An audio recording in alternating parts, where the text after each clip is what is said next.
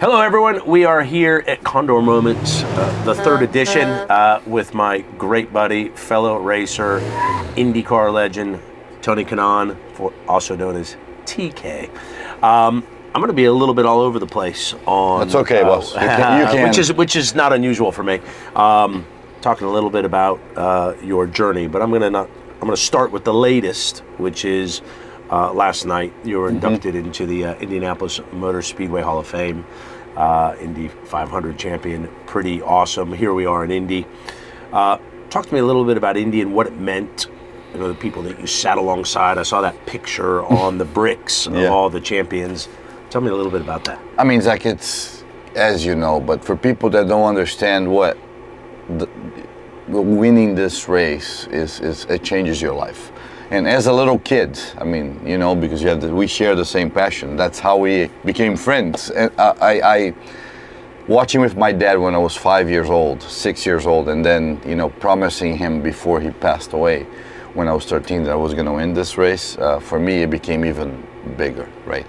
For some people, the speedway becomes the speedway after you accomplish or you win something. For me, it was then. I didn't even know if I was going to make it here. So last night, being inducted with all the names that I'm a huge fan. As you know, I mean, you love the history of motorsports. I mean, I have to say, like, I've never thought, you know, any of this. I wanted to race, I wanted to win this race, but it wasn't because of the recognition, or it was because I love racing, the passion of racing that we share. But yesterday I woke up, you know, I was like, you know what? I think I am a pretty big deal today, you know, and then seeing my kids being proud, and to me it was unbelievable. I mean, having some of my friends there and having to share, you know, look at the circle, how it came about, right? We'll talk about our friendship and story, because people don't know this, but this man is responsible for me for coming here. Back in '93, we had a conversation. There is a picture floating around. Probably they can edit and put it there for us, but I spoke zero English, right, boss? Zero English. And I asked Zach, zero English. IndyCar, Indy lights, and he was the one that told me that I should be here, and then I came here 3 years later and made my career. So it was an honor, and it's pretty cool. It's very cool. So when you come now in a different role, you miss it, because it wasn't very long ago you were doing it. Last year we did the last one together, and got all the drivers around that you've raced. When you're on pit wall, you want to be out there? You want to help the guys out there win it? What's the emotions of the event? It changes, right? So when we had a pretty good month as a team, so I definitely want to be out there.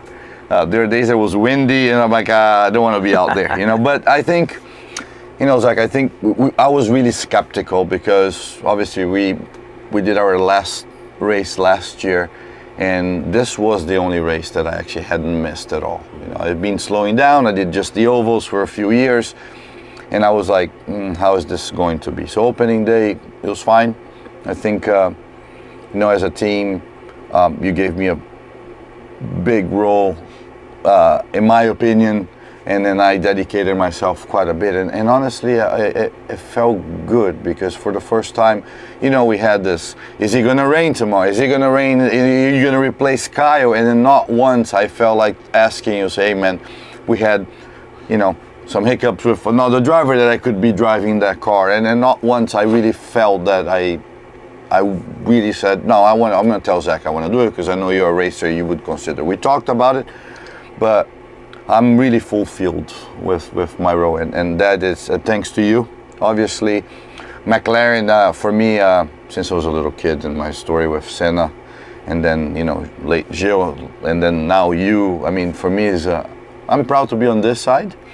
I saw the way you got pumped and celebrated some of the wins, including with a tattoo.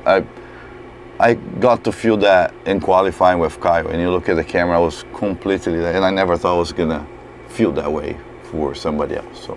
And how, in your new role, maybe kind of tell us a little bit about what that entails and how you've applied that really to kind of Kyle this month of May. I mean, probably you would probably explain better than I do, because you put me there, right? But you always said it. I said you like drivers in this role because we understand both sides of the engineering side and on the driver side. For me, I think the biggest responsibility you gave me, and it was actually easy because it was natural, is I don't teach any of our drivers how to drive or what to do, but I'm there analyzing the situation, basically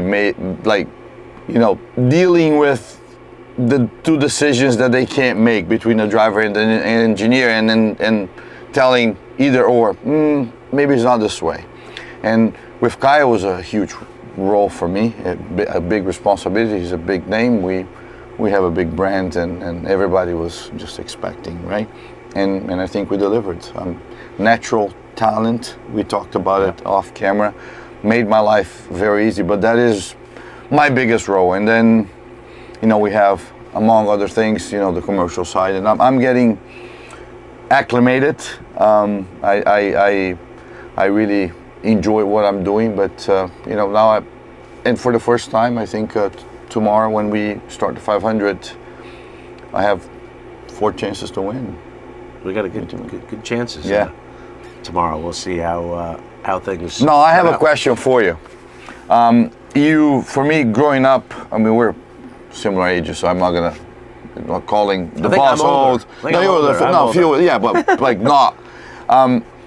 We all knew how, when you had your run here at the States, and how good on the marketing agency and everything you did, and how you turned McLaren around. IndyCar. How do you see IndyCar? What would, for the fans that you think we're going?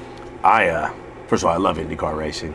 It's what I grew up watching. That in Formula One and Le Mans, all racing. But the Long Beach Grand Prix was my home race. First one I went to was actually the Formula One race, '81. Alan Jones won it in the Williams. But the one that really got me into racing was the '87 Long Beach Grand Prix. But my earliest memories of watching racing was Johnny Rutherford, who won 50 years ago for us in a McLaren. I don't remember that one. That was 1974. But later in the 70s, when he was in the Chaparral, Johnny Rutherford was the man. Still is the man. And at the time, I didn't obviously put 2 and 2 together. He won at a McLaren because I'm 7, 8 years old at the time. And I fell in love with racing, and I mean, I've probably been to 15, 20 Indian 500s. You've been to more because you've driven in, in 23. In more. And I love it here, the history, the legacy.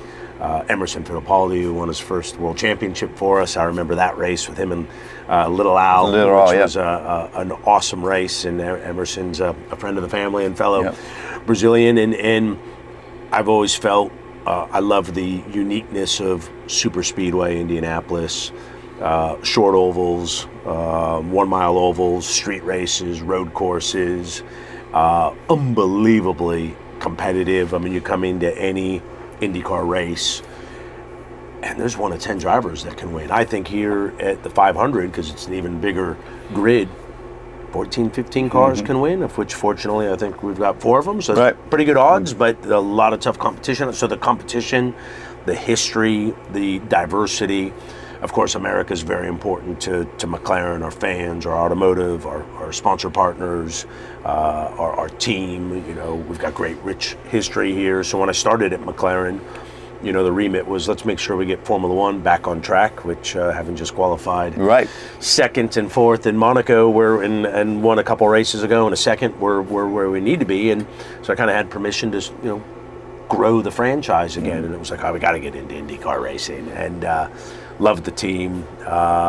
Very excited for the future. I think we got a lot of work to do as a series. I think it's we need to draw more awareness to how awesome our sport is. It's kind of like what Netflix did for F1. F1's always been awesome, but Netflix showed the world how awesome Formula One is, right? It's the same in Formula One it's been. So I think we need some more awareness for IndyCar, because I think once you get exposed to IndyCar, you go, that is unbelievable, right? You get hooked in a heartbeat. So I'm excited we're here.